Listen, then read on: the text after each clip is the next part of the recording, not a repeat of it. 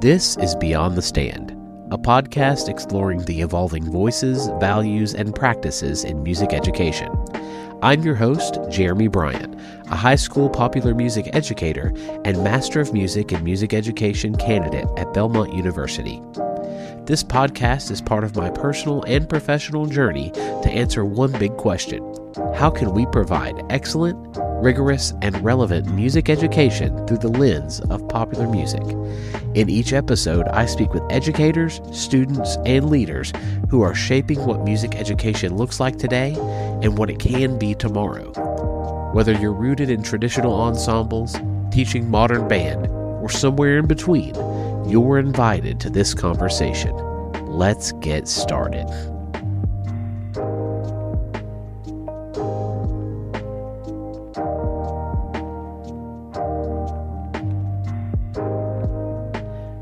Hey everyone, and welcome back to Beyond the Stand. I'm Jeremy Bryant, and today's episode is very special. This is the finale of Season 1. For me, this is so much more than just the season finale. It's also the finale of a journey that I've been on for the past year, and I believe the start of a new journey.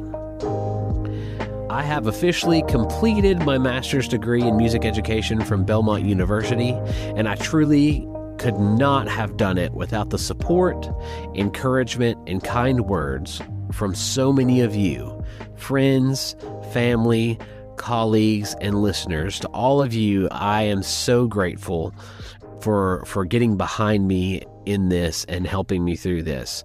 It was a jam-packed year of classes while also teaching my students at my school. So it's been a great adventure and something that I really believe has foundationally shifted my teaching philosophy in a good way. I am really charged up to get this school year started and use a lot of the things I've learned, both in the master's degree as well as this podcasting process. So that's the first thing. I'm going to have to change my intro and outro because I'm no longer working on my capstone project. The capstone project is done. So Season 1 is the entirety of the capstone. All those interviews, every conversation, every moment of reflection, it all came together as part of this whole project, which I discovered ended up being very philosophical. I think initially I had planned for Season 1 / my capstone project to focus on popular music education, the why it's relevant and why we should do it, but also the practical. And I think we did get into some practical elements, but I think I was really blown away by how much we stuck with the why. And I think that was really important. It was important for me to hear how passionate my guests were in their pursuit of music education through popular and commercial music. So it was exciting. I really did not anticipate how big the project was going to be. I think I emailed my advisor, Dr. Julie Heath Reynolds, and said, hey, after my first interview, this is going to be a lot bigger project than I initially thought. I was thinking maybe, 4 or 5 episodes, and obviously we had 8 interviews, and I'm wrapping it up here with the 8 episodes with 4 interviews, and we're wrapping it up finally here. Again, I'm thankful to all the guests for making that happen, for taking their time to meet with this knucklehead. And, it was exciting to also experience some humbling moments in there. I think, there was a few moments where people said, hey, I don't think that's the right question. And kind of shifted my thinking a little bit, because I think the old band director was coming out in my questions. So I'm very thankful for all that. So that being said, as far as this is kind of the announcement portion, I guess I should have started by saying here are some announcements. I guess this is the first really announcement, is that I'm already thinking ahead. In fact, I have already recorded the first interview for season 2. But before that launches, I'm going to take a short break to get into the rhythm of my school year and make sure season 2 has the energy and focus it deserves, but also to make sure that my students at my school get my energy and focus that they deserve, because that's why I'm doing this, right? I'm trying to grow as a music educator, and that should affect my students. So I want to make sure they are the priority in this journey. So I'm going to step away from the podcast for just a little bit in order to make sure we get rolling smoothly here at Battleground Academy. But yeah, I'm excited. I think I've got some great guests lined up. The interview I've already done. Not going to give any spoilers yet. It's going to be good stuff. And I really, want to focus more in season 2 on more practical. I want this podcast to be a tool for teachers like me. And I'm not the expert yet, probably never will be, but I want to talk to the people who are and get those voices out there to teachers. So people can take that next step. We'll get more into that later as I get into the meat of this episode. So lastly, on the announcement front, something new. I've started a GoFundMe to help with season 2, basically production costs. I would like to get some subscriptions to a good recording technology for virtual interviews. All the interviews I did in season 1 were in person, which was awesome. Kind of right place, right time kind of thing, which is not always practical. I do prefer the in-person interview, but if I've got to do some virtual recordings, I would like to do that on a good quality platform that will allow for quality recording to make these episodes. Because personally, if I'm listening to a podcast and one person is clear on their own microphone, but others sounds like almost on a phone call, like on sports radio or something like that, long time listener, first time caller, it can distract me. So I want to make sure everything sounds even and as best as it can. I also want to look at, I do have a website, and to be honest, it's difficult for me with planning for school to actually keep up with the website. I've never done any website building before, so I would actually like to invest in someone or some party to actually take care of that website for me. I'd like to just produce the episodes and the articles that go along with the episodes and have someone take care of the website and getting that. And with the website, also some marketing so that I can reach more educators.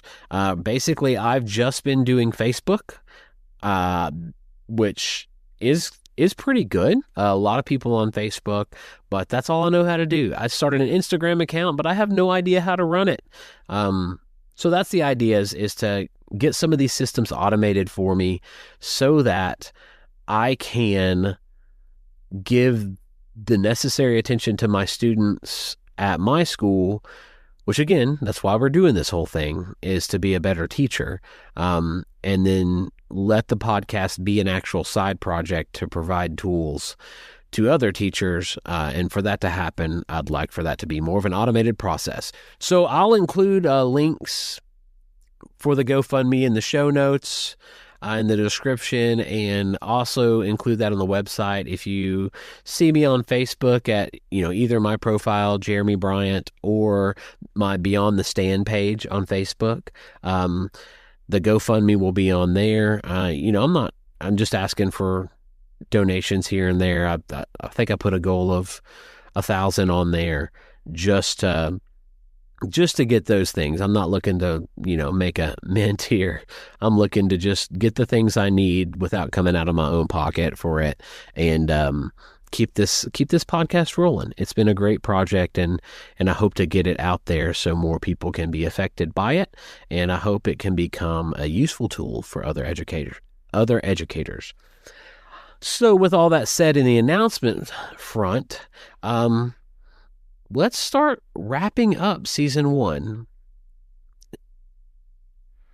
So when I started this project, not even when I started the project, when I started teaching at my school, we call it the commercial music ensemble, which I'm actually going to work on kind of rebranding. I'll talk about that later. But I came in, and as I believe I said in my intro, or maybe my trailer episode at the very beginning of season 1, welcome to Beyond the Stand. I was a middle school and high school band director. I started implementing popular music there because I realized a lot of students were participating in music and making music, but they wouldn't come to the band room because they weren't interested in being in marching band. And I really tried to expand that music program at my old school to be more than just marching band, to be about making music. And I think that served me well. When I left there, it was a very small school. I started with 9 kids. When I left, I think there were 32, signed up. So it was a good time of growth. But when I shifted and came to Battleground, and that position was strictly commercial and popular music. I teach guitar. I teach music production and music theory. We kind of combine that class and call it music through technology. And then, of course, the ensembles, the commercial music, or, widely known as popular music ensembles. It was interesting because I have played in those groups and performed in those groups, and even helped coach those style of groups for adults, especially with my experience in the Army band. Most of what we're doing there is more popular music, even taking, uncommon instrumentation. The group I'm in the Army band we play rock and soul music it's basically a small concert band with rhythm section. I mean, we've got 2 tubas, 3 trombones, a French horn, alto sax, 2 trumpets, and then drum set, auxiliary percussion, bass, guitar, keys. Like it's interesting, but what we have a blast doing that, and we treat it just like we're, a headlining rock group. We're out there to entertain and not necessarily play the traditional standards, but to go out there and be the face of the Army for people. So all that to say, even though I had that experience doing that, when I actually got in the position to teach strictly that, something didn't compute in my mind. I was going, how can I translate what I've learned throughout the years, being taught as a music educator, to teaching this? Because I knew walking in like a band director with a baton wasn't going to work, because these students had been taking, lessons with their guitar teachers, bass teachers, drum teachers outside of school for years. And whereas your typical band student, when they come into high school, they started in the 5th or 6th grade.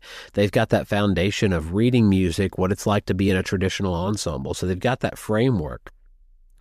The students I was coming into had a totally different framework. And to be honest, many of them were already beyond the level of musicianship, the level of skill on their personal instrument than I had myself on their respective instruments. It was blowing me away how skilled these students were. So I felt alone. All that to say, that's the point of this first part here is, I felt alone. I was like, who is teaching like this? I have a great support group my colleagues here at school, the choir teacher and the band director are fully on board and behind me. Um, and so I was, constantly picking their brains about how to go about this and that, and how to, run rehearsal. And yeah, so it was like, I felt like I was doing something completely new and completely unknown. Um, so yeah, I felt alone. Um, and I didn't have a playbook, and I wasn't sure. And actually, I had even heard, by kind of hearsay, um, that a lot of people were thinking would think that this wasn't even real music education.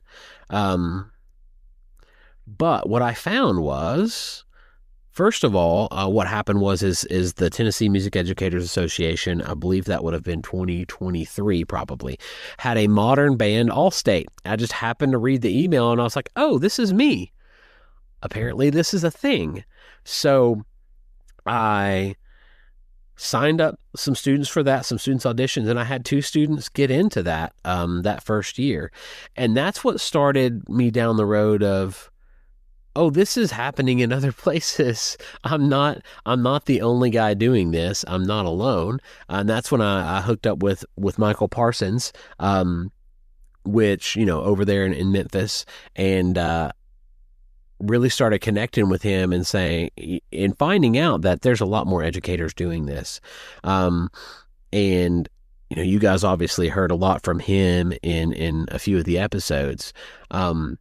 But through that, I then myself got Steve Hawley's book, Coaching a Popular Music Ensemble, and started to read through that and said, okay, well, believe it or not, based on what's happened in that book, my confidence grew a little bit, because just trying to figure it out on my own, I was already doing some of those things.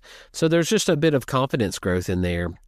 But really, through the combination of doing this podcast, as well as the APME, Association for Popular Music Educators, or education, it probably would be beneficial for me to actually get the name right. I'll make sure I work on that. I believe it's Popular Music Education, actually. I met so many other people doing this work and doing it at a high level. And I learned that there's an entire community of educators who are passionate about preparing students for the modern musical world. And this is the big part, because I had the perception, as I'm sure many people have the perception, is that it has to be one or the other. And that's going to transition into the next point here. Is we can prepare students for the modern music world while still honoring the traditions that we've been a part of. So to transition from, the me feeling alone, and now I don't feel alone, I found that there's so many other people. My favorite moments, actually multiple moments, was, and I actually used this in my, capstone presentation, and use these clips. And so many of my guests, actually all of them except for my students, it was a different perspective, but all of the educators and leaders in education that I interviewed, every one of them, without really my prompting, I think maybe in some conversations, it's hard to remember when you're just talking to somebody. I get excited and I get all jazzed up and I start yapping, which is probably why it's good for me to have a podcast, because I do like to talk, but I digress. So all of my guests mentioned that when it comes to popular music education and traditional music education, it's not either or, but it's both and. So I think the misconception and the perception that people can have is like, okay, well, if popular music education is becoming a movement and people are starting to use commercial and popular music as a legitimate means of music education, because guess what? It is a legitimate means of music education. It is music education, and it's effective and it's excellent. But guess what? So are traditional music education programs. So I think, again, the misconception is that because this movement is happening, we're trying to phase out traditional, and then because newer is always better. But that's not the case. What I found out is most people on both sides of the equation, traditional, want to talk to Joel Denton, and I think Alexis Yachusis Derryberry is more of a transitional figure in these two sides of things. But and then from Steve Hawley and Chris Burns to Michael Parsons, Stephen Potasic, Theo Metz, everybody said, hey, like, we want well-rounded musicians. We want musicians who, first of all, love music and are fluent in all aspects of music performance, and music literacy is a big point. So it doesn't need to be you're either going to do popular music or you're going to do traditional music. We need all of these things. We need both of them because we want versatile, well-rounded musicians to graduate our schools. And not so that they can become music majors, although some will, and that'll be great, but also just so they can have music as part of their lives. They can always have music as part of their lives. And so many people, I know I talk to adults and they're like, well, I played saxophone back in middle school. It wasn't really my thing, so I'm not really a musician. But I think if we open up the doors to popular music education, and so there's more ways for students to fit in, I think we could have more people coming out of school and living their lives and saying, you know what, I am a musician. So that was really eye-opening because I think even my perception was that it would have to be an idea of one or the other. And I think even some of my questions that I drew up were even formed of like, I think one question that was questionable was, what does commercial and popular music offer that students need? And I think it was Steve Hawley that answered that question. So I think it's the wrong question. It's like any music education is good. So it's not that it's commercial or that it is, pop music or that it's traditional music education. It's that it is music education, and it depends on what your students need. So yeah, and I think there's another that reminds me of the quote from Michael Parsons in there, where we can come in with the attitude is it's not what can, oh goodness.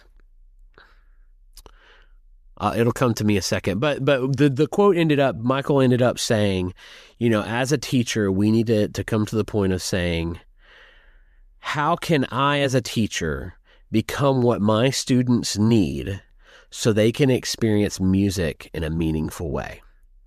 And I think that really is it's not just a popular music thing. I think it's a overarching concept for music educators to say, hey, how can I shift what I am doing in order to be what my students need the most? And I think, Alexis Yachusis Derryberry, even, she even commented, like, if that's music from a different culture, we want multicultural music. It doesn't have to be, quote, pop music. It just needs to be what those students need. Michael Parsons talked about his friend in California who the students there were into mariachi, and that teacher had no experience in that area. But like Alexis said, that teacher became the expert and shifted her focus so that her students could have what they needed. And I think that's the big thing about this both and approach is we need to be as teachers versatile and flexible so that we can become what our students need and not be so fixed on what we want to be and using the students to reach that goal of what we want ourselves to be, if that makes sense. And one other aspect of the both and approach that I want to talk about is I had the conception, the preconception, I guess, that the idea of a popular music program within your school would take away from the traditional ensembles. So I think there could be an aspect of fear for those steeped in the traditional program to think that, oh, okay, if I'm offering this wicked cool rock band in my school or pop band or what have you, then kids aren't going to want to be in my marching band. Kids aren't going to want to be in my choir. And what I found was very surprising from multiple guests that I had was that the opposite in many cases is actually true. So instead of taking away from other programs, we're finding that the commercial popular music programs are bringing students into the traditional programs because they're learning to love music and they want to get into all aspects of music that they can. I think when you talk about Samford University with Stephen Potasic and Theo Metz, they are getting feedback from their traditional program leaders and saying, hey, you guys actually doing the commercial thing is helping grow our programs. Michael Parsons in Memphis talked multiple times about implementing the popular music program at Briarcrest saved that band program. He had 17 members when he started, and then now I think he said he has well over 100. And his system there has just built that program over years. It takes time, obviously. But I think that's the point. You know, I think of what my student Audrey said in my interview with her. She said, I think more students in schools are actually doing music than we think. And that's true. And that's what I discovered at my old school was that so many students were actually performing music and participating in music, but they just didn't fit in with the traditional format. And I think that makes me a little sad to think that, you know, a student who's interested in music doesn't think they fit in my band room. But I think the popular music program can help to build those programs and bring more students in that are already interested in music. And that's the goal, right? We want students who are affected by music and are experiencing music in meaningful ways. All right, so I did mention before that season 1 became more philosophical than practical. I kind of wanted to split the interviews up into a why episode and a how episode. And I think even the how episodes became more about why. But I think that's good because when we're really settled into the why this is important, I think the practical starts to come out of that. I think we'll see that in episode 1 of season 2 as well. But multiple times in my conversations, and the most practical tool that I pulled out of these podcast conversations that I had in season 1 was the student voice. That is the biggest thing. And I personally thought I was already implementing the student voice in my class, and in some ways I was. But then I looked and I reflected after having all these conversations, and I thought, I'm really kind of still trying to be a band director. I'm doing more than just trying to help them with how to make a set list. I'm actually, I had this great thing with how I was doing themes for the year. And I thought about last year we did, I know lots of people are it's a controversial term, but we'll call it yacht rock just because that's what I know to call it. But we did a yacht rock theme, and I kind of made a playlist for the students on Spotify, and they chose from there. While that ended up being really good and the students enjoyed it, it was challenging. I really didn't give, they got to choose between the options that I gave them, but only some of the students actually got to kind of be who they are in the music. So that was a big learning experience for me to hear everybody say, hey, start with the students. And for me to evaluate what I'm doing and say, I really am still trying to take control over this. And so this year, we'll talk about in future episodes probably how this is going. I am trying to be the facilitator. And we have started the year. I've had the students in my class create a playlist. We've got 5 hours of music on this playlist. And I told them, don't even think about music that you want to play. But if you were wanting to explain a song to someone and share a song with someone that you are passionate about, put it on this playlist. Because I want to get to know who these students are musically. And I want them to get to know each other. A lot of times, I've got a range from freshman to senior in my class, and I want them to get to know each other and know, that their musical tastes might be different, or they might be more similar than they think, even though they're looking at totally different genres. So student voice is a way for the engagement in the class to skyrocket, I think.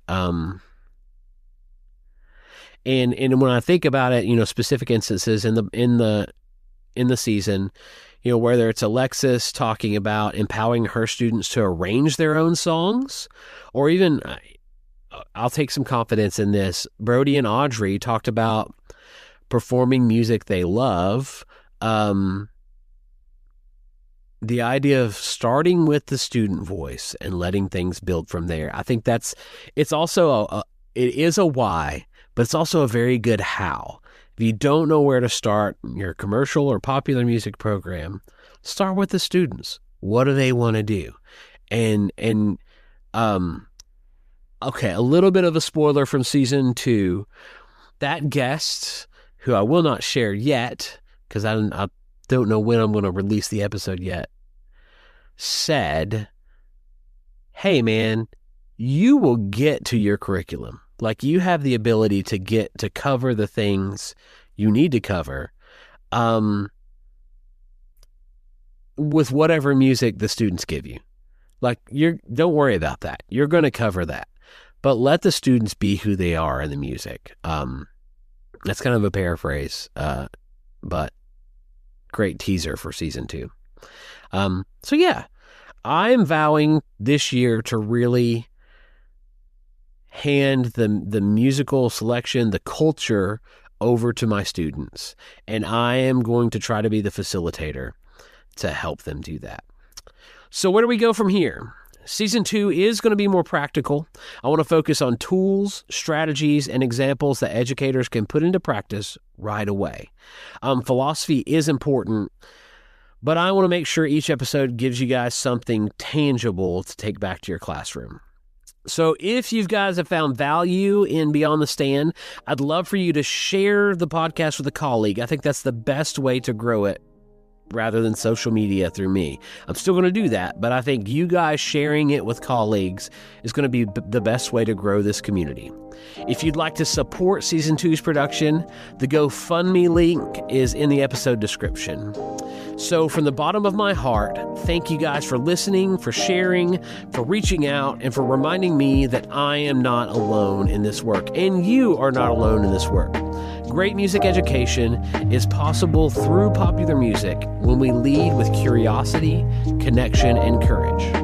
So again, I am Jeremy Bryant, and this has been Season 1 of Beyond the Stand. We'll see you in Season 2.